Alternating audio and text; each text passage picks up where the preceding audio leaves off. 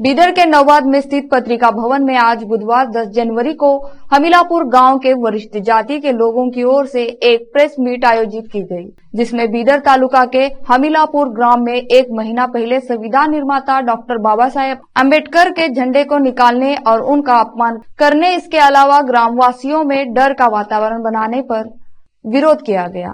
इस अवसर पर उपस्थित हमीलापुर के वरिष्ठ व्यक्तियों ने कहा कि हमीलापुर में डॉक्टर बाबा साहेब भीमराव अंबेडकर के झंडे को निकालने के खिलाफ एक महीना पहले भी प्रेस मीट भी आयोजित कर विरोध किया गया था और जिला अधिकारी को एक मेमोरेंडम दिया गया था, परंतु अभी तक इस झंडे को निकालने वाले के खिलाफ कोई कार्रवाई नहीं की गई। इस प्रेस मीट में कहा गया कि अगर जिला प्रशासन द्वारा इस संबंध में कोई एक्शन नहीं लिया गया तो हम लोग बीदर से हमीलापुर तक पदयात्रा करके घटनास्थल के समीप धरना देंगे।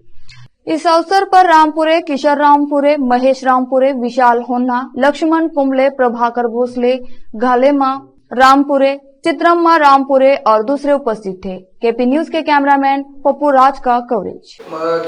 ಬಹಳಷ್ಟು ಜನ ಗ್ರಾಮ ಪಂಚಾಯತ್ ಸದಸ್ಯರು ಭಾಗಿಯಾಗಿದ್ದರು, ಆಗಬಾರ್ದು ಆಗಿದ್ದರು।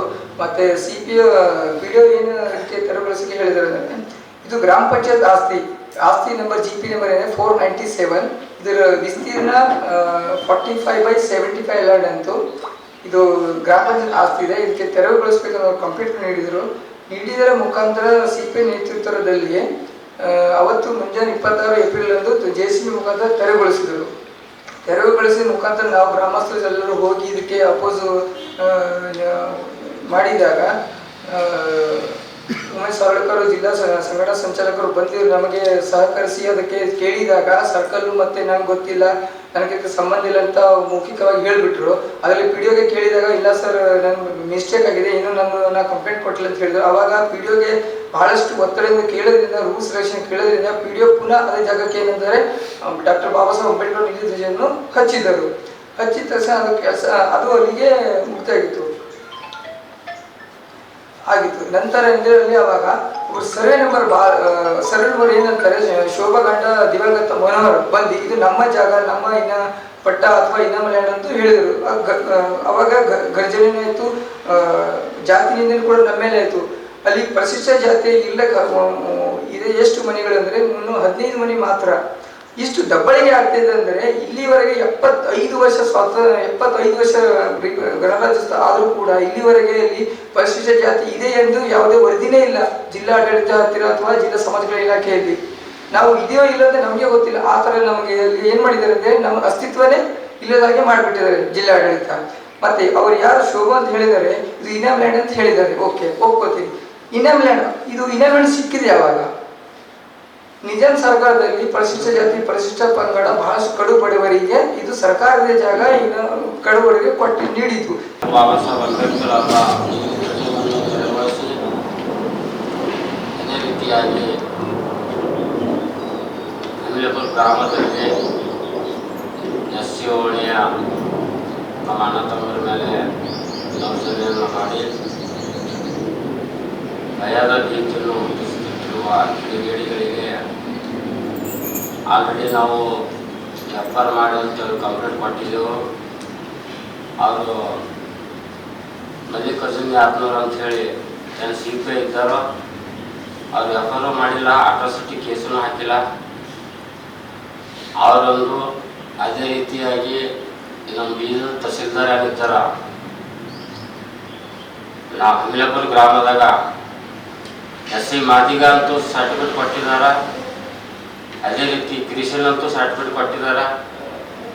ಅವರು ತಹಸೀಲ್ದಾರ್ ಕೂಡ ಅವರು ಕೈವಾಡ ಇದ್ದಾರೆ ಅಂತ ನಾವು ನೇರವಾಗಿ ಹೇಳ್ತೇವೆ।